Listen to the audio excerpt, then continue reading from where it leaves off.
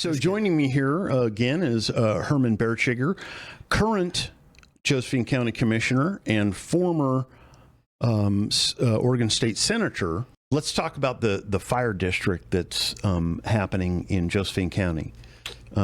It's coming to Josephine County. So I've been working on a fire district here in Josephine County since the 90s with Commissioner Haugen, and it's just,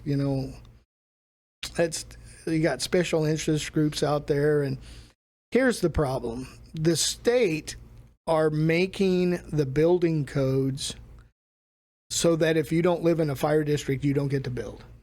Okay? Okay.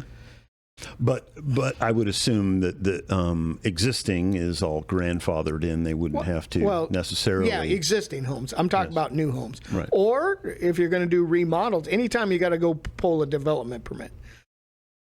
So I can't change that. And so we've got to establish a fire district. But the reason the fire district has always failed is that somebody or special interest groups have always set the rate when it went on the ballot. So let's give an example of Josephine County in the last go-round. This was basically a rural metro. There were a couple of firefighting entities in the county. I sat on the board that was considering this. And basically, rural metro had large representation in the room, basically, and they were pushing really hard for it, and they wanted us to set the rate, and I forget what it was.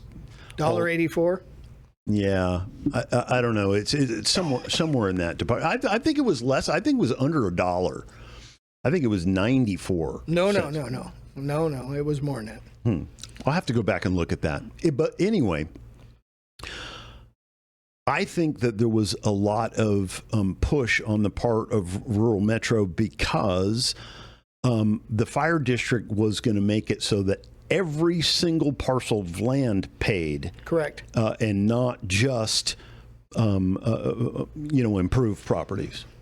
So what we're going to do this time is the commissioners can create the district, but no assessment. You create a line, a district. Once that district's created, that'll set free about $1.5 million that I got appropriated for that district when I was in the Senate. It's sitting in a fund right now. As soon as the district's created, that money goes to that district. But at that point, the people need to come up with the assessment. It needs to be grassroots, not special interest groups and not government. In fact, somebody says, you got to let all the fire chiefs from the Rogue Valley be involved. I said, no, that's what I don't want. Because if we do that, it will not pass. Yeah, they were a major element of this thing the last time. Because Rogue Valley Chiefs Association. Right. It'll get voted down again. So we don't want to do that. We want this to be grassroots and let it grow. All the fire districts, that's how they used to start. Okay, they started out small, and as they gained popularity with the residents would pay more money. Okay, they trusted them. They seen that they benefited from the service. But the problem with the special interest groups is they want to start at the top. And the people are like, we're not going to do that. And so if they try to start at the top again, it'll get voted down again. So it needs to be grassroots. The people you need to have the people embrace it and want it. If they don't, they're going to vote it down. And so would you envision that there will be multiple contractors, or really there's only one that exists in the county now? No contractors. No contractors. They have their own fire department. I see. Just like Applegate, Williams, Wolf Creek, Illinois Valley. I see. Yeah, they have their own. And they have their own board of directors. If they don't like the direction the fire district is going, they fire the board of directors and they vote in new board of directors. So isn't the business model for rural metro basically that they cover the areas that aren't covered by a fire district now? What would happen? Not all the areas, but they do cover. But you have to subscribe to them. Right. And their subscriptions are getting pretty expensive. Yes, I know that. Yes. What would the And so they would still be a player in this. You could contract with them if you wanted to.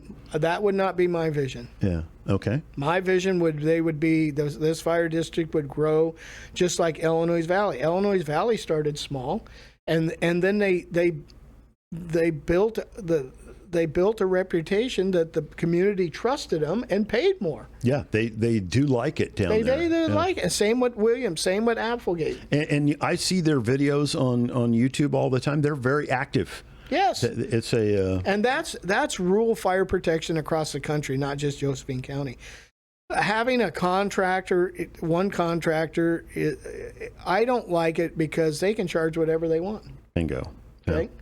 Yeah. When we had two contractors, I wasn't as boisterous because as long as you have competition, that kind of holds the reins in a little bit.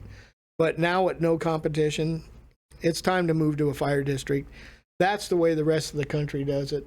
That's, listen, I'm not a big government person, anybody that knows, but there's certain things that government can do better than the private sector, and that is policing, the courts, and fire protection. So, but it has to be, the oversight has to come from the people. So we have that on the judicial, we vote for our judges.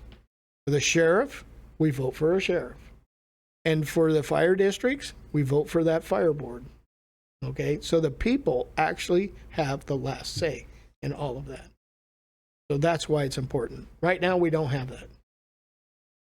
Okay. Well, there you have it, folks. You're up to date. Appreciate you stopping by, Herman. Hey, no worries. You ever have any questions, let me know. I'll try to do the best I can to answer them. Thank you, sir. All right. Thank you.